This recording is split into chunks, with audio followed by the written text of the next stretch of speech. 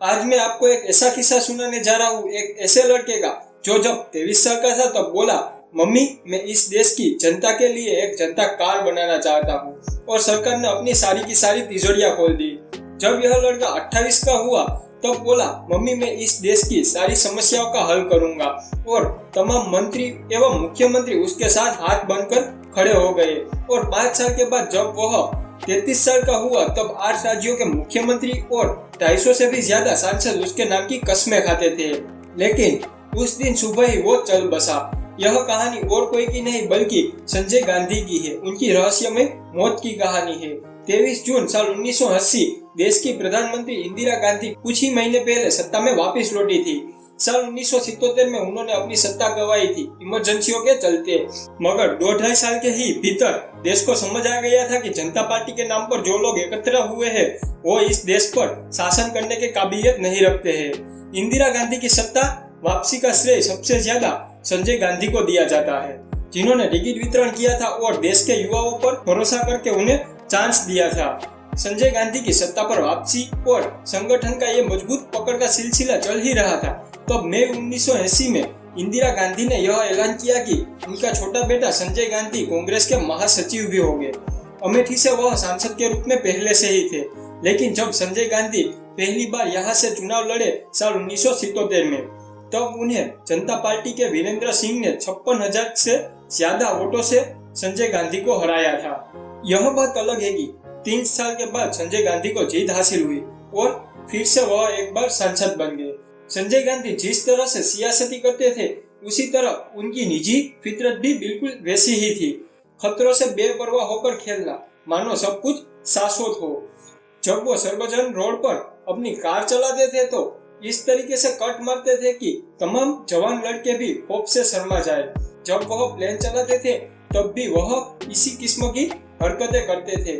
यहाँ इस बात पर एक बहुत अच्छा किस्सा मुझे याद आ रहा है कि इंदिरा गांधी के खास सहयोगी और चर्चित संत धीरेन्द्र ब्रह्मचारी का कहा जाता है कि धीरेन्द्र ब्रह्मचारी इंदिरा के योग गुरु थे। ये बात है 21 जून की, यानी कि संजय गांधी की मौत के 2 दिन पहले की। धीरेन्द्र ब्रह्मचारी कश्मीर से एक चार्टर प्लेन में वापस लौट रहे थे और एयरपोर्ट पर उनकी मुलाकात संजय से हुई।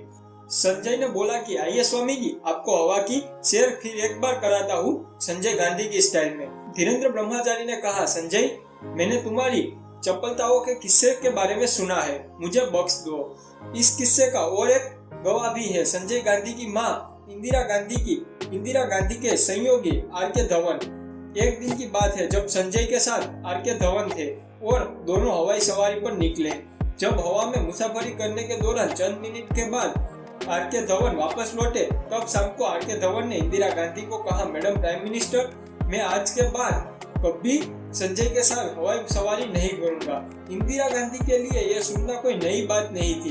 इंदिरा गांधी को बार बार कई राजनेताओं ने संजय के इस एडवेंचर के बारे में बताया था। यहाँ तक कि इंदिरा ने यह मन भी बना लिया था कि वो कह दे कि संजय तुम्हें इस देश को भी संभालना है, इसलिए तुम यह हवाई में एयरक्राफ्ट से हवाई कर्तव्य करना बंद कर दो। लेकिन आप सब लोग जानते हैं कि इंदिरा गांधी संजय को वह बात नहीं बता पाई जो सही थी। उसके बाद उन्होंने जवान बेटे की लाश पर फफर कर रोना पड़ा था। अब बात करते हैं संजय गांधी के मौत वाले दिन की, यानी कि 23 जून साल 1980 की। प्रधानमंत्री इंदिरा गांधी के आवास से एक हरे रंग की कार निकलती है। हमेशा की तरह ड्राइविंग सीट पर संजय गांधी सवार थे।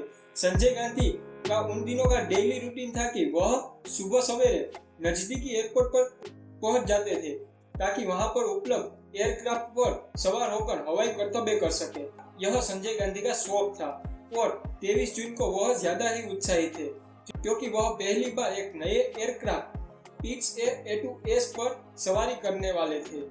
यह लाल रंग की एक शौक चिड़िया की जो अपनी बनावट और अपने हल्के इंजन की वजन की वजह से हवाई में गोटेबाजी करने के लिए बहुत ही प्रख्यात थी। एयरपोर्ट पर संजय गांधी का इंतजार कर रहे थे दिल्ली फ्लाइंग क्लब के चीफ इंस्पेक्टर सुभाष सक्सेना। संजय और सुभाष एयरक्राफ्ट पर सवार हुए और उन्होंने उड़ान भरी। थोड़ी देर के बाद प्लेन अशोका होटल पर था।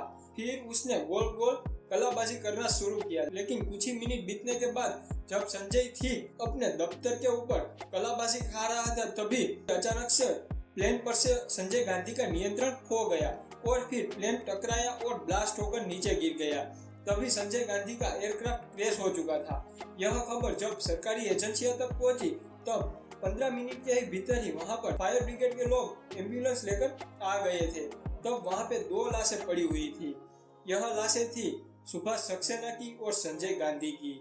दोनों को स्ट्रेचर में से निकालकर लाल रंग के कंबल में लपेटा गया और होने लगा इंतजार, क्योंकि कुछ ही मिनट में वहां पहुंचने वाली थी देश की प्रधानमंत्री इंदिरा गांधी। वह घटनास्थल पर पहुंची और अपने बेटे के शव को देखकर फुट कर रोने लगी। संजय गांधी के शव को 2 दिन तक रखा गया, क्योंकि इंतजार था संजय गांधी के बड़े भाई राजीव गांधी का। राजीव गांधी और उनका परिवार इटली अपनी छुट्टियां मनाने गया था। उनके इंतजार किया गया और ठीक 2 दिन के बाद संजय गांधी का अंतिम संस्कार किया गया। दोस्तों, आज की वीडियो में बस इतना ही। अगर आपको वीडियो अच्छी लगी